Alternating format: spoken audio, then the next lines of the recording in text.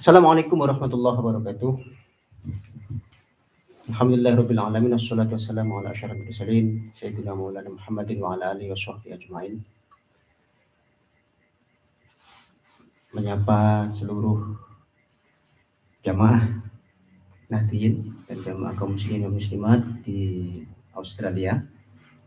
Malam hari ini kita akan bersama-sama mengadakan zikir untuk membaca sholawat atas Rasulullah Muhammad SAW. Kemudian kita lanjutkan dengan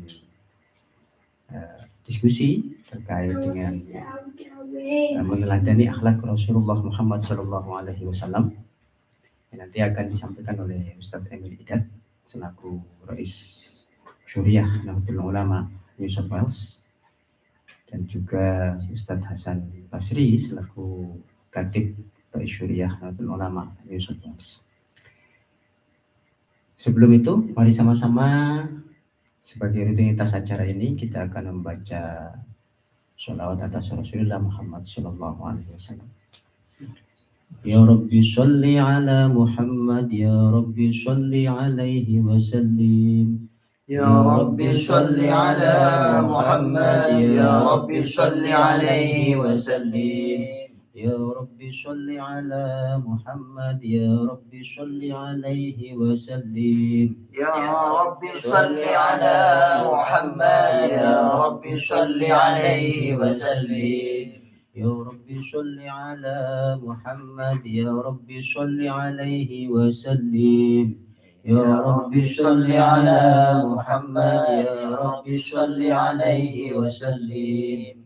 Allahumma sholli sholatan kamilatan wa sallim salaman tamman ala sayyidina محمد الذي تنحل به العقد وتنفرج به الكرب وتقضى به الحوائج وتنال به الرغائب وحسن الخواتيم ويستسقى الغمام بوجه الكريم وعلى آله وصحبه في كل لمحة ونفس بعدد كل معلوم لك. اللهم صل على سيدنا محمد طب القلوب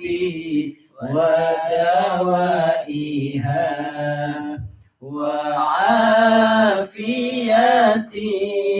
الأبدان وشفائها ونور الأبصار وضيائها وعلى آله وصحبه وسلم. اللهم صل على سيدنا محمد طب القلوب ودوائها وعافية الأبدان وشفائها ونور الأبصار وضيائها وعلى آله وصحبه وسلم. صلوا على النبي محمد. اللهم صل على سيدنا محمد. صلوا على النبي محمد. Alhamdulillah, demikian tadi pembacaan sholawat. Mudah-mudahan kita senantiasa mendapat syafaat Rasulullah Muhammad SAW.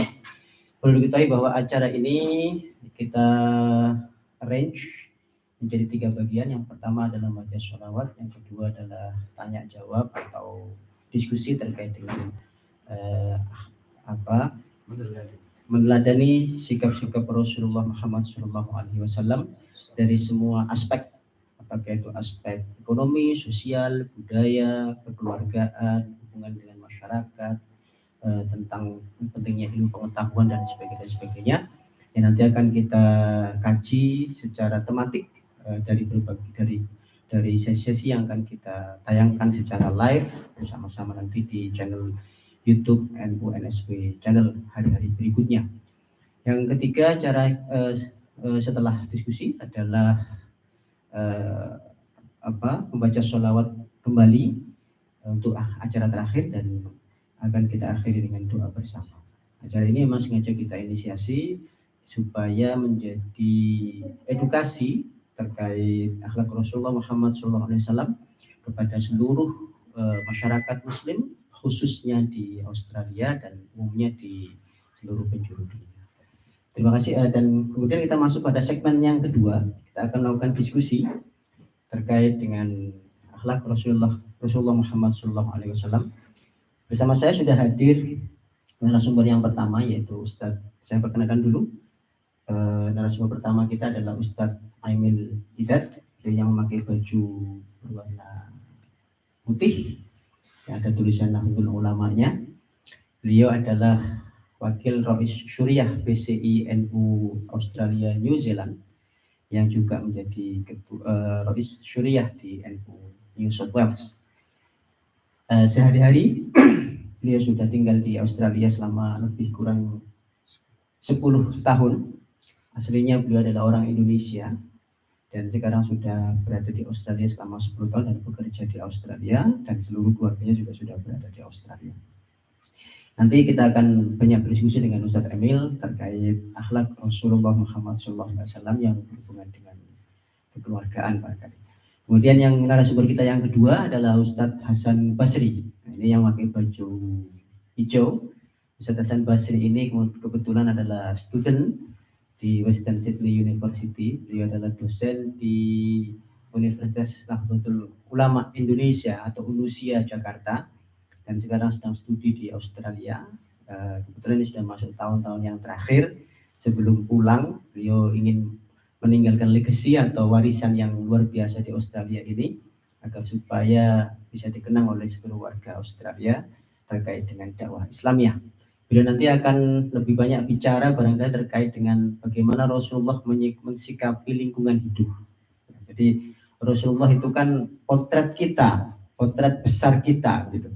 Jadi Rasulullah itu tidak hanya kita contoh dari sisi ubudiyahnya saja atau ibadahnya saja, tidak hanya kita contoh dari sisi puasanya saja, tidak hanya kita contoh dari sisi berjalannya saja, tidak hanya kita contoh dari sisi berhubungan dengan keluarga saja, tapi dari semua aspek bisa kita contoh.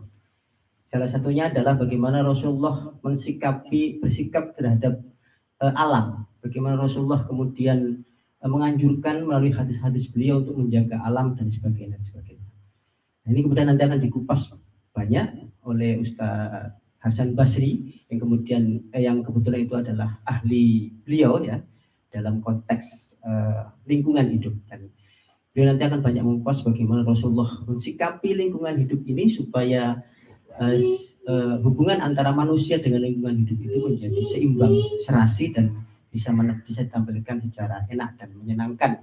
Jadi bisa kita contoh dalam kehidupan kita sehari-hari. Baik, tanpa panjang lebar, saya akan pertama bertanya kepada Ustadz Emil ini. Nah, kita agak santai, kita bincang santai nih ya, kita bincang santai. Ini santri-santri semua saya rasa ini. Ustadz Emil, menurut Ustadz gimana Ustadz? Kalau Rasulullah dalam kesehari-harian misalnya bersama keluarga dan sebagainya. Baik, Assalamualaikum warahmatullahi wabarakatuh. Alhamdulillahirabbil alamin. Wassalatu wassalamu ala sayyidil anbiya'i wal mursalin sayyidina Maulana Muhammadin wa ala alihi wa sahbihi ajma'in, amma ba'd. Terima kasih Ustaz Latif. Masya Allah, beliau ini Ustaz Latif adalah ketua Tanfidh Nahdlatul Ulama New South Wales. Alhamdulillah beliau juga student PhD. Ya, beliau juga dosen IAIN Medan. Alhamdulillah sudah hadir bersama kita Ustaz Hasan juga. Beliau dosen Unsia Indonesia Jakarta, Universitas Nahdlatul Ulama Indonesia Jakarta. Barakallahu fikum. Pada kesempatan podcast Nahdiyin ini kita sapa dulu jamaah Nahdiyin Nahdiyat dimanapun berada melalui channel YouTube NU NSW channel ini.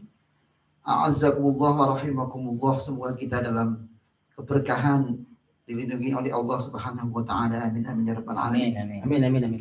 Masih dalam bulan Rabiul Awal. Sekarang kayaknya sudah tanggal 29 Rabiul Awal dan masih di penghujung tanggal bulan Rabiul Awal. Di mana beliau Rasulullah sallallahu alaihi wasallam lahir dan kemudian menjadi tauladan yang besar bagi kita umat manusia. Apa yang menjadi perbedaan nabi-nabi sebelumnya? Nabi itu kan banyak. Dari Nabi Adam sampai Nabi Isa, terus kemudian menjadi khatamul anbiya wal mursalin bila Nabi Muhammad sallallahu alaihi wasallam. Baik, untuk lebih singkatnya saya akan mengupas tentang karakter Rasulullah sallallahu alaihi wasallam dalam surat At-Taubah ayat 128. Ini ada kayak rangkuman begitu, dan salah satunya yang ditanyakan oleh teman kita, saudara kita, Ustaz Latif, tentang bagaimana hubungan dengan keluarga. Baik, saya sampaikan dulu sifat-sifat agungnya Rasulullah SAW atau karakter agungnya. Terangkum dalam surah At-Taubah ayat 128. Laqad ja'akum rasulun min anfusikum azizun 'alaihi ma 'anittum harisun 'alaikum bil mu'minina raufur rahim. Dari situ kita bisa melihat ada karakter Nabi Rasulullah SAW. Yang pertama min anfusikum. Yang kedua azizun. Yang ketiga di situ ada harisun. Apa makna itu semua? Dan keempat dan yang kelima adalah raufun dan rahimun.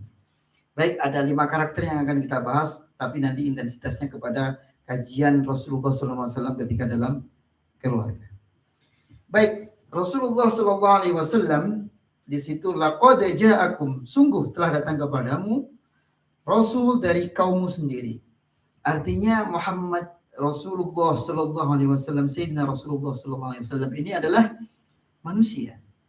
Bukan seperti anggapan para umat-umat terdahulu, apakah Nabi Muhammad itu seperti dari kalangan malaikat yang tidak tersentuh untuk bisa diteladani begitu kira-kira. Ternyata Rasulullah sallallahu alaihi wasallam adalah nabi seperti manusia. Wa Muhammadun la kal bashari bal huwa kal yaquti bainal hajar. Ya betul, Nabi Muhammad adalah seperti al-bashar, manusia seperti kita, tetapi la kal bashari, tidak seperti manusia biasa. Bal huwa kal yaqut bainal hajar. Tapi beliau ini seperti mutiara di antara batu-batu. Baik, ini menegaskan bahwa Rasulullah SAW menjadi bukti utusan Allah SAW ini adalah manusia biasa, diberi keistimewaan oleh Allah Subhanahu wa taala, dan bukan dari jenis malaikat, apalagi dari jenis bangsa yang lain, tapi adalah dari manusia. Untuk menegaskan ini supaya kita manusia bisa mengkutuai, menjadi suri tauladan, bisa mengikuti tauladan, karena Allah menciptakan Nabi Muhammad SAW dari min anfusikum. Yang kedua, azizun alaihi ma anittum. Artinya ini yang menjadi tonggak mengapa Nabi Muhammad SAW menjadi karakter besar bagi nabi-nabi yang lain. Oke, kita teladani karakter Nabi Muhammad yang paling besar. Ini yang sering disebut para mufassir dalam ahli tafsir terdahulu, bahwa Nabi Muhammad ini memiliki keistimewaan memikirkan umatnya. Bahkan ketika dikisahkan ketika di padang mahsyar nanti, ketika para manusia ini hiruk pikuk memikirkan keselamatan dirinya. Bahkan di situ dikisahkan matahari sudah sangat dekat, sangat panas. Ya, terus kemudian tidak sempat memikirkan saudaranya, orang lari dari keluarganya, lari dari anaknya dan sebagainya, dikisahkan dalam Al-Quran seperti itu. Tetapi Nabi Muhammad SAW pada kesempatan itu sujud dan menangis. Sampai sujudnya Nabi Muhammad ketika di padang mahsyar itu dilihat oleh Allah Subhanahu wa taala. Karena memikirkan umatnya ya. Ya, karena saking memikirkan umatnya. Iya, iya. Dalam sujudnya ini Nabiullah Muhammad SAW menangis. Akhirnya Allah mengutus malaikat Jibril untuk mendatangi Nabiullah Muhammad SAW menangis di antara hiruk pikuknya manusia yang waktu itu memikirkan nasibnya. Akhirnya ditanyalah Jibril bertanya, ya Nabi Muhammad, anta Rasulullah, anta Habibullah. Anda ini kekasih Allah, mengapa Anda? Karena yang dipikirkan adalah ummati. Bagaimana nasib umatku, bagaimana nasib.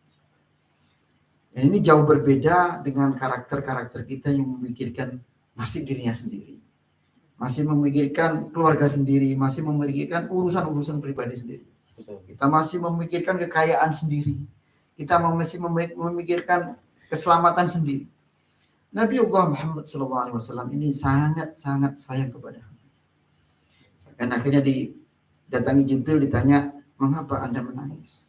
Seharusnya Anda ini selalu berbahagia, Anda adalah Habibullah, kekasih Allah. Apapun yang Anda minta, dikabulkan oleh Allah SWT. Tetapi yang dipikirkan Rasulullah adalah bagaimana nasib umatku nanti, bagaimana takdirnya nanti, bagaimana nasibnya, apakah di surga semua, apakah ada di neraka, dan sebagainya. Itu yang selalu dipikirkan oleh Rasulullah SAW. Analisanya begini, para nanti ya. Kalau toh sesuatu itu menjadi berat, makanya di situ disebutkan azizun. Terasa berat itu begini kira-kira. Contoh umpamanya seorang raja menyuruh kepada seseorang ya, itulah adalah rakyatnya. Rakyat tertentu satu orang. Tolong carikan aku sebutlah itu mangga. Mungkin bagi sebagian orang mangga itu sesuatu nggak istimewa. Hanya semua bisa dapat beli di pasar ataupun Anda bisa dapat apa saja. Tapi bagi rakyat yang terpilih oleh raja untuk mencarikan mangga, pasti di benak pikirannya adalah mangga yang bagaimana? Yang bagaimana enaknya supaya menyenangkan rajanya. Artinya sesuatu yang biasa saja itu perintah carikan saya mangga. Sama dengan analogi bagaimana Rasulullah SAW diperintahkan menjadi utusannya Allah, akan selalu memikirkan bagaimana Allah itu ridho dengan apa yang dijelaskan Rasulullah SAW. Nah ini, jadi ini istimewanya begitu. Jadi terlalu memikirkan. Akhirnya azizun alaihima anittum. Artinya berat terasa olehnya. Artinya kesengsaraan, kesusah payahan itu pun juga dirasakan oleh Rasulullah SAW. Nabi Muhammad juga pernah tanda kutip mencari sesuap nasi untuk keluarganya, dan waktu itu dikisahkan Nabiullah Muhammad SAW tidak ada makanan dan harus bekerja. Nabiullah mendatangi, di situ ada orang yang memberikan, siapa yang menimba dengan satu timba maka gajinya adalah satu kurma. Karena Rasulullah SAW waktu itu sangat lapar, sehingga sang majikan memberikan kesempatan Nabi Muhammad SAW untuk bekerja. Ya Allah, kemudian ditimbalah itu menimba air satu timbaan. Kemudian bagaimana? Oh iya, kamu sudah mendapatkan hasil dari timbaan kamu, satu timba satu kurma. Karena Nabiullah Muhammad SAW lapar, Nabi Muhammad SAW memakan itu sebuah kurma. Inilah sebagai qudwah untuk umatnya nanti. Nabiullah Muhammad SAW pun tidak kun fayakun meminta apa yang didatangkan, tetapi menjadi naluri kemanusiaan. Berusaha, berikhtiar, mengamalkan sisi-sisi kemanusiaan. Bisa saja Nabi Muhammad SAW, ya Allah, beri saya makan. Tetapi tidak seperti itu yang disampaikan Rasulullah. Tapi Rasulullah memberikan qudwah, memberikan uswah.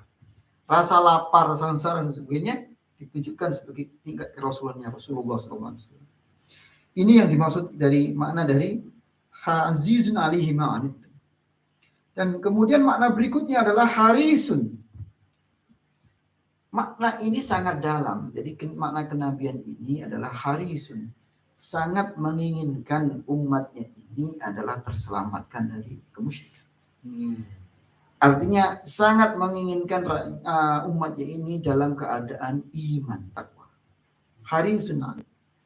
Inilah yang dimaksud Rasulullah SAW oleh Imam Abu Abdullah Muhammad bin Umar bin Hasan Al-Husain At-Tamimi yang dikenal dengan julukan Imam Fakhruddin, bahwa dalam kitabnya mengatakan memiliki arti bahwa dalam diri Rasulullah SAW terdapat keinginan yang sangat-sangat tinggi untuk memberikan kebaikan kepada umat manusia, untuk membersihkan dari segala kesyirikan. Ini yang dipikirkan selalu Rasulullah SAW. Karena apa? Ingin semua umatnya selamat dunia dan selamat akhirat. Semangat inilah yang menjadikan dakwah Rasulullah SAW begitu gigih, ditimpa musibah, ditimpa terpaan, diterpa badai, cobaan, peperangan dan sebagainya, fitnah dan sebagainya. Rasulullah SAW betul-betul teguh. Dan yang keempat adalah Raufun Rahimun. Nah, ini yang akan menjadi jawaban dari pertanyaan Ustaz Latif, penyantun dan penyayang. Ini jelas ada kaitannya wa ma arsalnaka illa rahmatan lil alamin. Karena Rasulullah SAW menjadi rahmat bagi umat seluruh alam. Penyantun dan penyayang tentunya karakter Rasulullah SAW selalu menyayangi dan mendoakan bagi orang-orang yang dekat sama ketakwaan dan selalu memintakan maaf kepada orang-orang yang berdosa. Bukan mencacinya, bukan menyudutkannya, apalagi mengoloknya, tapi selalu mendoakan, memberikan tarbiyah, memberikan ta'dib kepada orang-orang yang bermaksiat, menjauhi atas ajaran-ajaran Rasulullah. Beliau tetap menyayangi, beliau tetap mendekati kepada orang-orang yang muznibin. Inilah karakter Rasulullah SAW. Bagaimana dengan Nabi Muhammad SAW dengan keluarganya? Nabi Muhammad SAW dengan keluarga sangat sayang dengan putra-putrinya. Dia menyayangi keluarganya, istrinya. Seperti mana memastikan keluarganya tidak kelaparan, tetapi sangat memikirkan tetangganya, sangat memikirkan umatnya. Dia tidak hanya memikirkan keselamatan keluarganya, tapi juga memikirkan umatnya, keluarganya. Ya. Jadi yang menjadi tolak ukur kasih sayangnya adalah bagaimana sebuah rumah tangga ya menjadi baik, rumah tangga yang menjadi sakinah, mawaddah, warahmah. Tentu sangat terkait dengan bagaimana kepemimpinan keluarga. Rasulullah SAW memberikan contoh dalam kepemimpinan rumah tangga yang begitu sayang kepada keluarganya. Bahkan ketika istrinya lagi marah sekalipun, beliau memberikan senyum dan selalu memberikan rasa kasih sayang. Jadi senyum terus ya. Jadi Rasulullah tidak pernah merengut gitu ya. Tidak pernah merengut. Inilah. Betul sekali Pak Latif. Jadi ya, kita meneladaninya tentu tidak mudah. Ya, kita manusia biasa ini kadang ketika ditimpa musibah kita masih merasa kesedihan yang biasa. Ketika ada istri marah, itu kita kadang membalasnya dengan kemarahan. Tentu tidak dengan Rasulullah SAW. Mungkin bahasa Rasulullah itu ya. Jadi bahasa Rasulullah mungkin kepada istri-istri beliau dengan bahasa yang mesra, dengan bahasa yang lemah lembut itu. Begitu juga kepada anak-anaknya. Saya pernah mendengar karena Rasulullah itu kan sangat cinta kepada anak kecil ya. Jadi sampai kebiasaan Rasulullah adalah mengelus-elus kepala anak kecil itu supaya anak kecil itu menjadi tenang. Betul. Apalagi mereka yang anak yatim itu yang menjadi ciri khas Rasulullah. Bukti sayangnya Rasulullah kepada yatama atau yatim. Luar biasa, insya Allah nanti juga akan disambung dengan Ustaz Hasan dan insya Allah penjelasan lebihnya nanti akan kita tambahkan di selanjutnya. Oke, terima kasih banyak Ustadz Emil. Ini sebagai pembuka saja, nanti setelah ini kita akan gali lebih dalam terkait akhlak Rasulullah secara umum dan akhlak Rasulullah kepada keluarga. Nanti kita akan perdalam lagi, kita tanyakan kepada Ustadz Emil. Kita akan masuk ke narasumber yang kedua untuk menjelaskan sedikit secara ringkas dan secara sinopsis lah kira-kira begitu ya Ustadz ya. Bagaimana Rasulullah bersikap terhadap lingkungan hidup. Nah, ini penting ini, menarik ini karena kita sering mendengar Rasulullah, akhlak Rasulullah terkait keluarga sudah sering, terkait bagaimana sosial sudah sering, bagaimana secara ekonomi sudah sering, bagaimana Rasulullah bersikap kepada orang miskin, fakir miskin, kepada musuhnya, kepada kawannya sudah sering. Tapi terkait dengan lingkungan hidup, nah ini jarang kita dengar. Gitu. Nah, ini, kebetulan Ustadz Hasan ini ahli lingkungan hidup, ya, mudah-mudahan beliau bisa mengungkap secara tajam bagaimana sih Rasulullah itu mensikapi tentang lingkungan hidup. Silakan. Ya. Baik, terima kasih Ustaz Latif. Assalamualaikum warahmatullahi wabarakatuh. Waalaikumsalam. Saya senang sekali bisa bersua di channel NU New South Wales ini di tangan Ustaz Latif ini sebagai tamfid akan memulai podcast. Untuk berbicara tentang kaitan teladan Rasulullah SAW terhadap lingkungan, kita berangkat dari bagaimana Rasulullah SAW itu diutus oleh Allah Subhanahu Wa Taala kepada manusia. Nah, di dalam surat Al-Anbiya yang barusan disitir oleh Ustadz Emil, A'udzubillahi minasyaitonirrajim, Bismillahirrahmanirrahim, wa ma arsalnaka illa rahmatan lil alamin. Nah, yang menjadi fokus kita kaitannya dengan lingkungan ya di sini rahmatan lil alamin. Jadi Rasulullah SAW itu diutus bukan cuma hanya kepada manusia saja, tetapi rahmatan lil alamin. Nah, jadi lingkungan semesta ini juga termasuk alam ya. Alam. Jadi bukan cuma alam di dunia di bumi ini, tetapi di galaksi, semua galaksi yang luasnya tidak terhingga itu.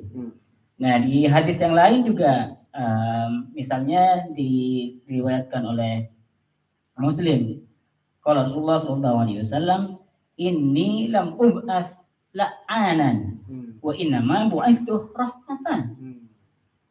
Jadi beliau diutus itu bukan sebagai kutukan ya, tapi sebagai rahmat bagi seluruh alam. Nah, ada beberapa riwayat yang menyebutkan terkait dengan lingkungan hidup ini. Yang pertama saya kira yang perlu kita perhatikan ada sebelum Rasulullah SAW diutus menjadi seorang Rasul. Jadi ketika remaja beliau diajak oleh pamannya Abu Thalib untuk berdagang ke Syria. Nah, di situ ada sebuah pohon namanya Al-Buqaiyah, itu di Jordan. Ketika Rasulullah SAW bernaung di bawah pohon itu, dan kemudian ada pendeta Buhaira di situ, itu bersama pamannya.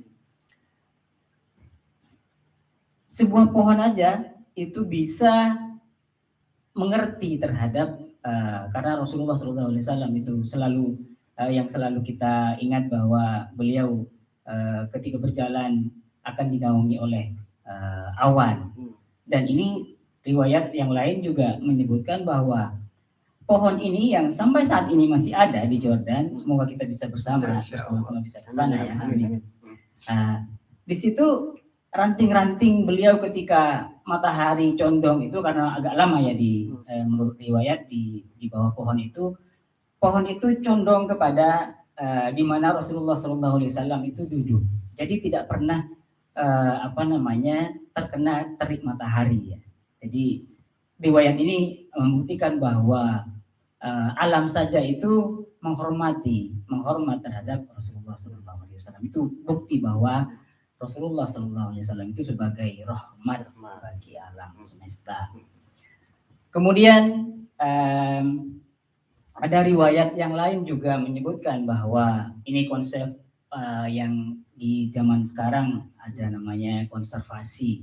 Konservasi itu dalam bahasa Indonesia mungkin cagar alam ya, Iya. atau Rasulullah dulu juga melakukan itu ya. nah ini yang Iya, yang iya. bukti-bukti yang Menarik ini. yang Menarik ini. baru diungkap ya. Iya, iya. Dan bukti sejarahnya bahwa peninggalan Rasulullah SAW itu di dekat Madinah menyebutkan bahwa ketika beliau ada di sebuah bukit, beliau kemudian dengan tangannya mengisyaratkan begini, hadza himaya. Oke. Nah, jadi konsep konservasi itu di dalam Islam namanya hima. Nah, jadi dari sabda beliau itu hadza himaya, dengan menyebutkan begitu Rasulullah SAW waktu itu ada di bukit, Iya. dan menunjuk kepada wadi ya, kepada lembah ya. Jadi dari bukit sampai ke lembah itu Nabi bersabda bahwa itu adalah tanah lingkunganku atau cagar alamku. Nah, dalam bahasa kita di bahasa Indonesia mungkin seperti itu ya. Iya. Nah, itu membuktikan bahwa Rasulullah SAW sangat peduli terhadap bagaimana lestarinya alam Melestarikan ini. lingkungan. Kalau kita kontekstualisasikan dengan keadaan sekarang, oksigen semakin tercemar, udara semakin tercemar, polusi udara, polusi tanah, dan seterusnya. Itu tugas kita sebagai Muslim harus mengkontekstualisasikan apa partisipasi ya. Ya, Rasulullah saja menyuruh kita untuk melakukan konservasi ya, terhadap lingkungan, apalagi kita sebagai umatnya, kan begitu ya, sebagai amanah ya. Iya, iya. Nah, ada hadis lain yang menyebutkan bahwa yang terkenal ya, Iya. bahwa kita ketika menanam sebuah pohon kemudian tumbuh dan berbuah, kemudian buahnya dimakan oleh binatang atau oleh burung atau manusia yang kemudian kita dengan ikhlas merelakan buah itu untuk dimakan, itu adalah sedekah dan dosa-dosanya akan diampuni oleh Allah. Itu yang sering kita dengar ya. Jadi, tapi yang menurut saya terungkap dan itu perlu dikontekstualisasikan yang tadi itu bukti sejarah. Dan itu yang saya sebutkan tadi, hima itu menjadi konsep yang terus dikembangkan, terutama di wilayah Afrika, di Timur Tengah ya. Bahkan di Indonesia ada satu pesantren yang punya hima zone atau harim zone namanya di daerah Lido sana di Bogor ya. Oh gitu ya? Ya, jadi itu untuk melestarikan konsep hima itu. Nah, walaupun demikian di banyak pesantren di Indonesia juga sudah melaksanakan upaya-upaya untuk melestarikan lingkungan itu. Itu juga berangkat dari sabda Rasulullah tentang ayat-ayat yang menyebutkan tadi tentang tanaman, tentang bagaimana kita wudu itu tidak israf, kemudian juga kita tidak sembarangan kencing di mata air misalnya. Itu banyak hadis-hadis yang menyebutkan bahwa kita harus peduli terhadap lingkungan kita. Nah, itu saya kira konsep dasar yang harus kita gali lagi dan kita praktekkan, karena di zaman sekarang apalagi di minggu ini Pak Jokowi misalnya hadir di G20 itu dan juga climate change summit itu ya, itu menjadi topik yang menarik dan itu menjadi tugas kita semua.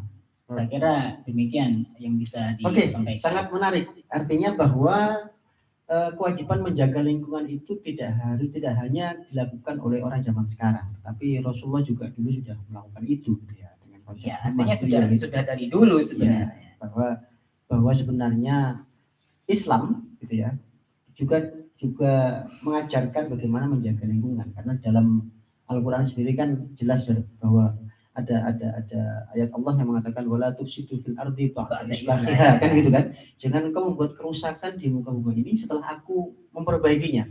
Jadi artinya bumi ini dulu pernah rusak, diperbaiki oleh Allah menjadi bagus, dan kemudian kerusakan itu juga adalah akibat dari ulah tangan manusia. Kan begitu kan? Nah, Allah itu. mengatakan seperti itu. Jadi makanya kemudian Allah mengatakan wala tufsidu fil ardi ba'da islahiha. Jangan engkau merusak bumi ini setelah diperbaiki. Nah, Rasulullah mencontohkan itu. Kan gitu kira-kira Ustaz ya.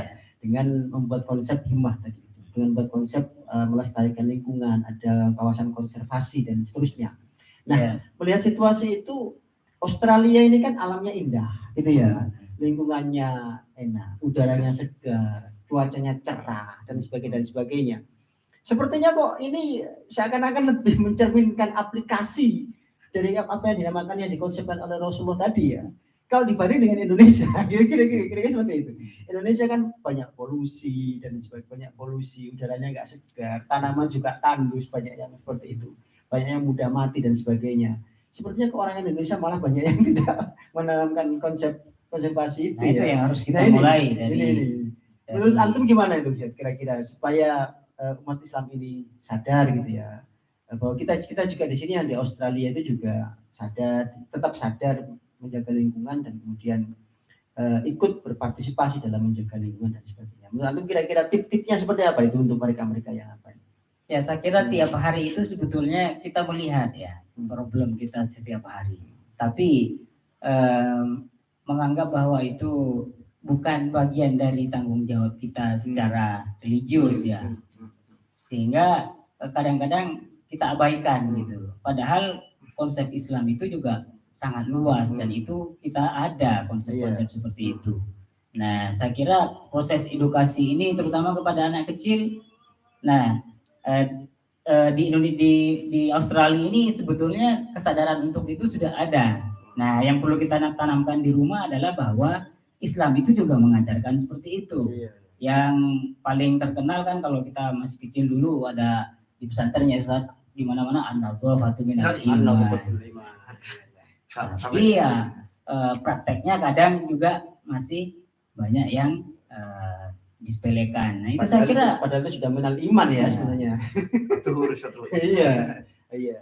Saya kira di anak-anak kita yang studi di Australia ini secara praktek sudah ada, tetapi perlu disentuhkan dengan nilai-nilai Islam itu.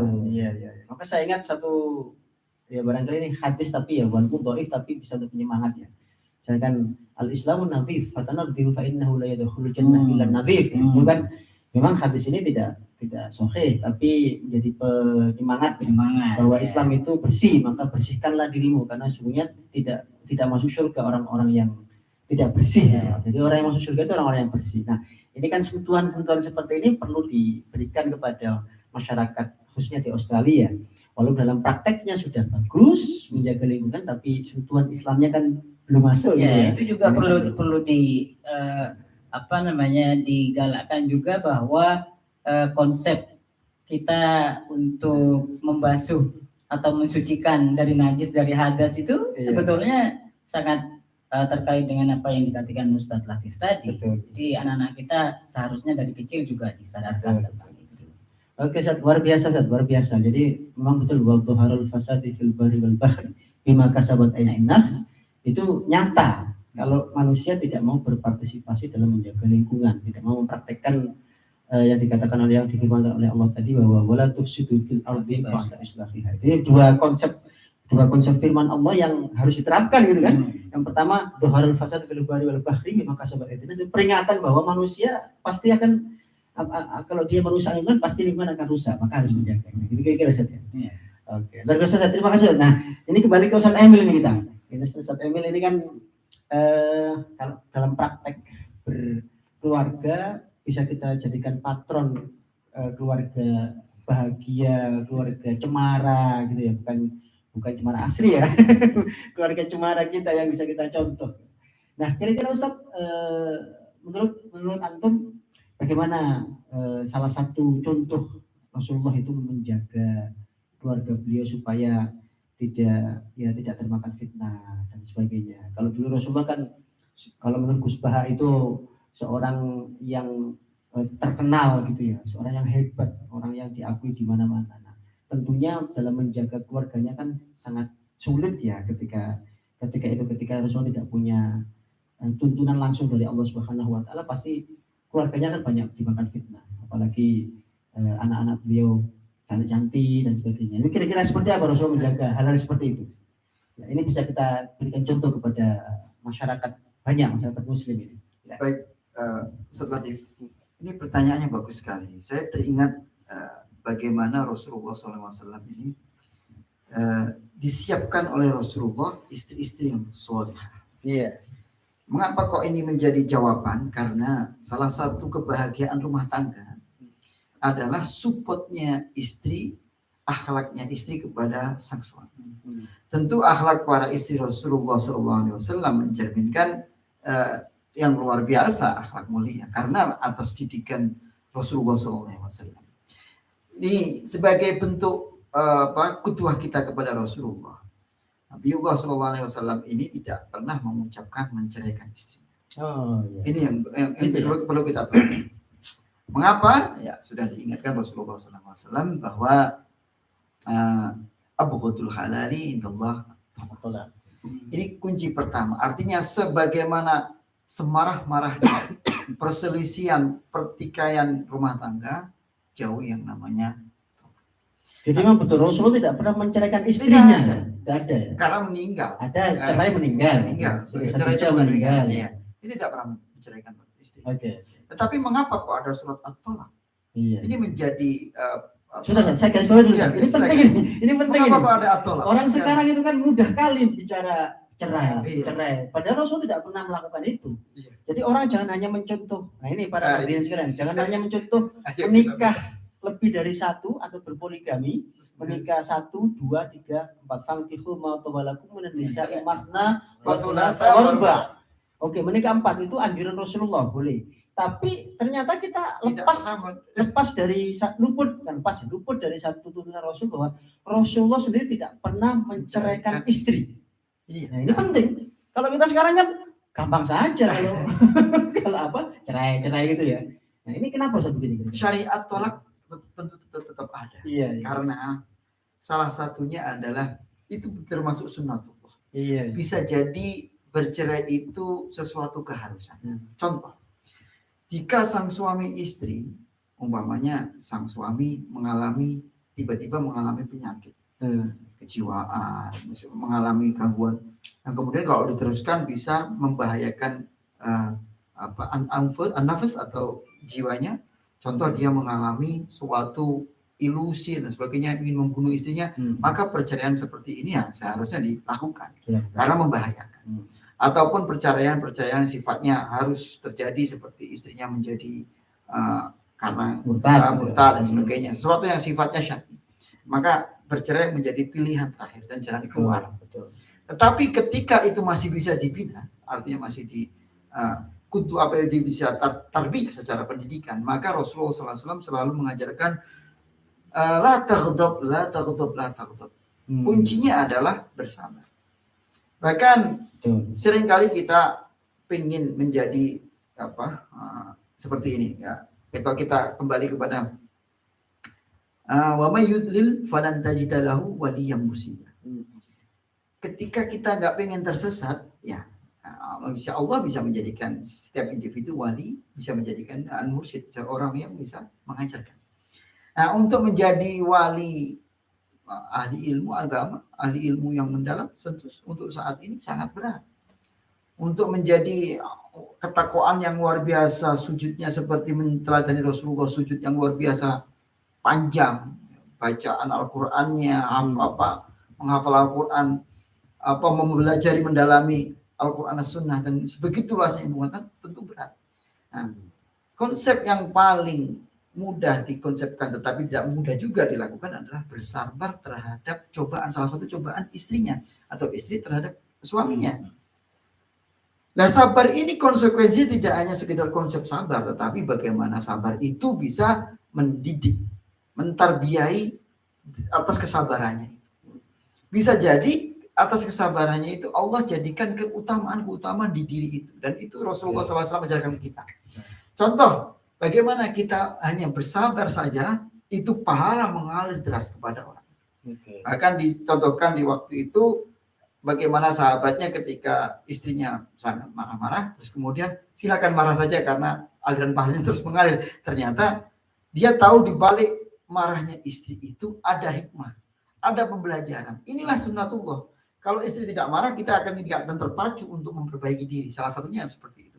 Nah, tapi ingat dalam kondisi, dalam koridor ajaran Islam. Artinya kita tetap jangan sampai kita meluapkan kemarahan yang luar biasa. Tapi sabar itu dalam keluarga dimulai dari suami gitu ya. Jadi Salah satunya ini karena menjadi pemimpin keluarga awali dengan bersabar. itu rahasia Rasul kenapa kemudian bisa menjaga istri-istri beliau itu tetap senang gitu ya. Karena Rasulullah sabar terhadap itu. Kalau istrinya lagi umpamanya tanda kutip enggak mau taat itu, Rasulullah tidak langsung mengecas kamu kok tidak takwa, kamu kok tidak taat. Tetapi dicari bagaimana, mengapa kok terjadi itu. Jadi Rasulullah mengkoreksi dirinya sendiri dulu. Artinya mengapa ketika saya memerintahkan ke istriku untuk melakukan sesuatu, terus kemudian dia tidak melakukan, dia bukannya menanyakan apa yang salah dengan pendidikan. Ini sangat bertolak belakang dengan sekarang kita selalu menyalahkan orang lain.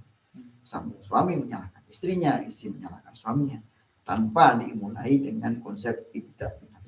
Banyak melihat kekurangan lawan jenis ya, lawan-lawan kita atau pasangan kita gitu ya. Kalau kita selalu mendidik kebaikan, insya Allah. Terus kemudian jangan lupa banyaklah bersolawat kepada Rasulullah SAW sebagai mahabbah kita, bukti cinta kita kepada Rasulullah. Sesuai dengan tema kita dalam rumah tangga, jangan lupa untuk selalu bersolawat. Karena dengan solawat ini keluarga akan seperti diguide oleh Allah Subhanahu wa taala. Tidak hanya sabar, tapi dengan sabarnya itu Allah guide. Dengan sabar diguide, menjadikan solusi, dicarikan jalan keluar untuk selalu membina rumah tangga yang sakinah, mawaddah dan rahmah. Ini kunci satu pertama, bersabar atas kekurangan istri, bersabar atas kemaksiatan istri, bersabar, tapi kita tetap mengkudwai. Nah, untuk menjadi teladan seperti ini kita tentu perlu belajar. Makanya thalabul ilm, fardhatun ba'da. Kita semua memperbaiki diri, mengevaluasi diri. Rasulullah SAW mengajarkan iqra, bacalah, belajarlah, eksplorlah, penuhilah dengan kebaikan. Kebaikan hari ini harus lebih baik dari kebaikan kemarin. Selalu baik dan selalu membaiki. Ini yang selalu kita kadang lupa ya dengan keluarga ini. Kita merasa ego, merasa apalagi keluarga yang merasa istri bergaji lebih tinggi, bisa seenaknya dengan suami, atau suami yang merasa menjadi kepala rumah tangga tetapi semena-mena terhadap istrinya. Tentu tidak seperti yang dicontohkan oleh Rasulullah SAW.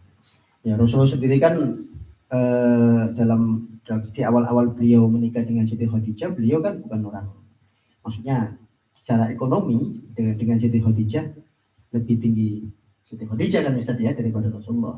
Tapi kemudian kan bisa memahamkan kepada Siti Khadijah bahwa Rasulullah itu adalah seorang pemimpin keluarga yang memang betul-betul bisa dijadikan pemimpin keluarga. Yang seperti itu.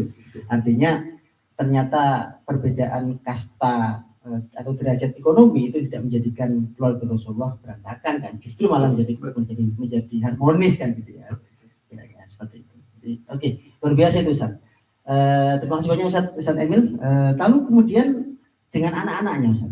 Kalian kan tentu kita mendengar ayat Allah yang mengatakan inna amwalakum wa auladikum fitnah. Kan itu Ustaz kan? Jadi sesungguhnya hartamu dan anak-anakmu itu adalah fitnah. Nah, ini berarti betul ini kan? Artinya kalau kita punya harta banyak, kadang-kadang kita sombong, jadi fitnah.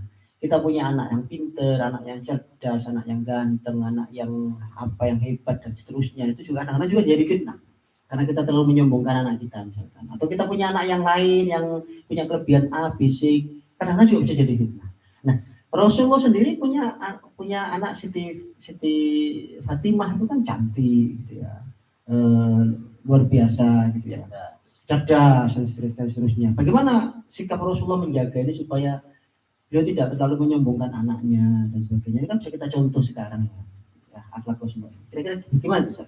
Baik, tentu bagaimana di satu sisi ya Allah menciptakan putra putrinya itu, satu sisinya bisa menjadi fitnah. Tapi di sisi lain, zuyyina lin-nasi hubbus syahawati minan nisa wal bani wal qanatir muqantarah minaz zahab wal fiddah. Artinya satu sisi Allah menjadikan penghias keluarga itu hubus syahwat minan nisa, makanya dijadikan pasangan suami istri, Iya. dan juga dikasih penghias anak-anak. Artinya penghias di sini tentu anak yang soleh dan anak-anak yang soleh. Ini penting dalam sebuah rumah tangga, harmonisnya, idealnya memiliki keturunan. Tetapi ketika memiliki keturunan juga tidak semena-mena langsung mudah begitu saja menjalani bahtera rumah tangga. Nabi Muhammad SAW mengajarkan kepada Fatimah, terus kemudian kepada sang suaminya ketika tidak ada makanan, terus kemudian dia merasa lapar waktu itu. Kemudian Nabi Muhammad SAW mendengar rintihan laparnya itu tidak serta-merta langsung memarahi sang suami. Ini sebuah pelajaran besar bagi kita ketika menantu kita tidak bisa memenuhi standar, salah satunya makan umpamanya. Sandang, papan, pangan. Kadang seorang mertua ini Rasulullah SAW menjadi sudah seharusnya, dan memang seharusnya Rasulullah SAW dengan akhlaknya yang mulia luhur, kita tidak mudah menyalahkan anak dengan kondisi apapun, apalagi menyalahkan anak mantu. Nah, ketika Fatimah keadaan di rumahnya tidak ada makanan, sampai Rasulullah SAW menyiapkan makanan, kemudian Nabi Muhammad sendiri waktu itu juga masih lapar, dan keadaan waktu itu Nabi Muhammad saking laparnya digajal dengan batu, dan Fatimah pun sampai menangis.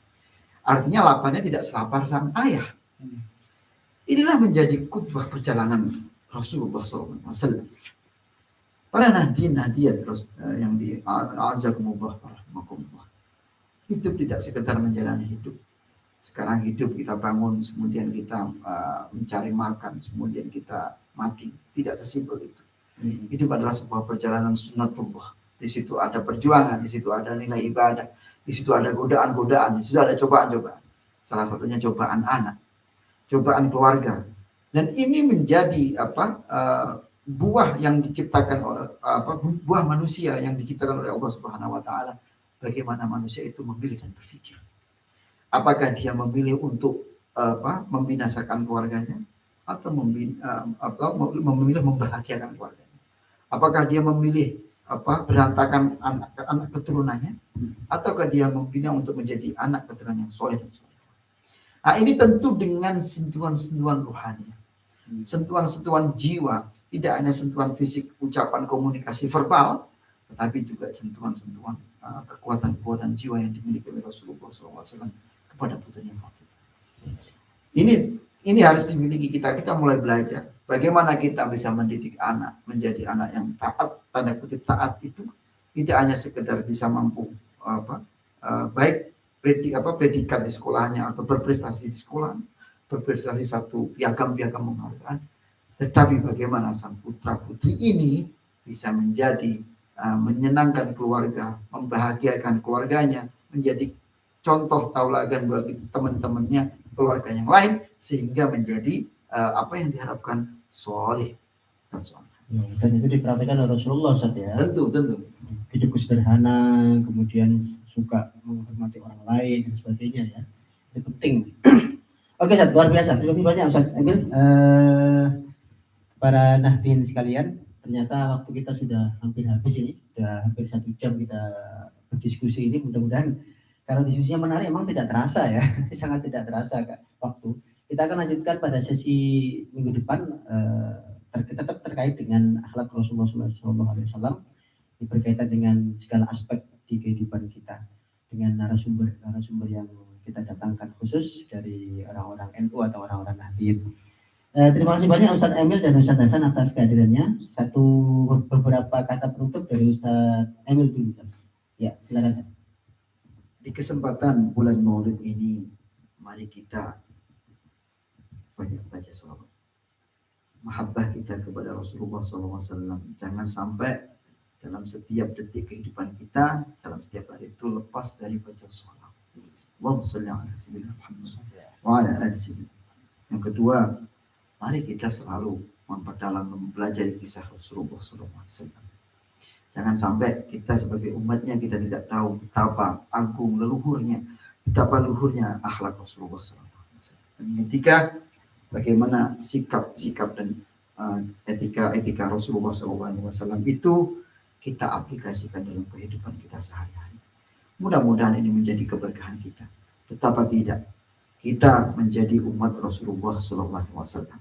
Bersolawat saja, cinta saja kepada Rasulullah, itu sudah menjadi janji Rasulullah akan dikumpulkan kepada yang dicintai. Kalau kita mencintai Rasulullah SAW, salah satu kuncinya adalah berbanyak sholat. Maka itu pula menjadi satu bagian janji Rasulullah untuk bisa berkumpul di akhirat nanti bersama Rasulullah SAW. Tafadhol Ustaz Hasan. Amin. Terima kasih Ustaz Hasan. Beberapa kata penutup. Terima kasih. Di bulan Maulid yang penuh berkah ini dikaitkan dengan kondisi lingkungan yang semakin hari semakin memprihatinkan. Kita sebetulnya sudah diperingatkan oleh Rasulullah SAW di dalam sebuah hadis yang diriwayatkan oleh Imam Bukhari, bahwa kita punya tanggung jawab walaupun kiamat besok, kata Nabi. Jika kiamat sudah terjadi dan kebetulan tangan kalian memegang batang kurma, sekiranya kalian sempat menggali dan tanamlah biji kurma itu. Jadi walaupun besok kiamat, sabda Rasulullah SAW, kalau kita masih sempat menanam, tanamlah. Itu sebuah hadis yang sebetulnya menanamkan kepada kita bahwa kita harus melestarikan lingkungan. Saya kira begitu yang bisa kita lestarikan. Terima kasih. Oke, luar biasa. Terima kasih banyak Ustadz Emil dan Ustadz Hasan atas pencerahan yang antum berikan pada malam hari ini. Mudah-mudahan ini bisa menjadi pengingat bagi kita semuanya, bisa menjadi pedoman bagi kita semuanya, umat Islam, bahwa yang pertama akhlak Rasulullah terhadap keluarga itu adalah luar biasa. Kita tidak punya patron lain untuk mencintai keluarga, untuk berbuat baik kepada keluarga kecuali Rasulullah. Jadi patron kita atau role model kita adalah Rasulullah. Dan ingat bahwa tadi satu kata kunci dari Ustadz Emil tadi bahwa Rasulullah tidak pernah menceraikan istri, tetapi tidak juga melarang untuk poligami. Kan gitu saja. Maka yang dicontoh jangan hanya poligaminya saja, tapi juga bermakruf kepada istri, berbuat baik kepada istri dan keluarganya. Dan yang kedua tadi dari sahabat Ustaz Hasan, bahwa sekalipun besok kiamat, maka kewajiban kita melestarikan lingkungan itu tetap harus dilakukan melalui penanaman dan sebagainya. Nah, Australia ini kan negara yang hijau, ini perlu kita lestarikan. Gitu ya, gitu ya. Indonesia juga gitu, negara yang makmur indah itu juga perlu dilestarikan supaya polusinya terkurangi dan sebagainya.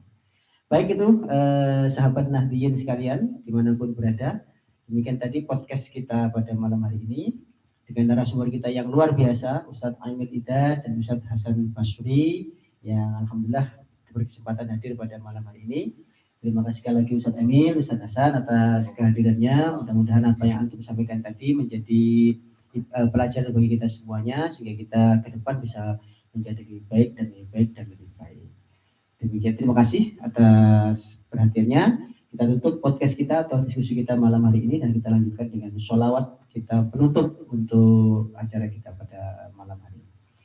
Allahumma sholli wa sallim wa barik alaihi sallallahu ala nabi Muhammad. Allahumma sholli ala Muhammad ya Rabbi sholli alaihi wa sallim. Allahumma sholli ala Muhammad ya Rabbi sholli alaihi wa sallim. Sallallahu Rabbuna ala nuril mubin Ahmad al-Mustafa sayyidil mursalin wa ala alihi wa sahbihi ajma'in. Sallallahu Rabbuna ala nuril mubin Ahmad al-Mustafa sayyidil mursalin وعلى آله وصحبه أجمعين. Bapak Ibu sekalian yang dimuliakan Allah, demikian tadi bacaan sholawat untuk akhir acara ini. Mudah-mudahan acara kita ini senantiasa diberkahi oleh Allah Subhanahu wa taala.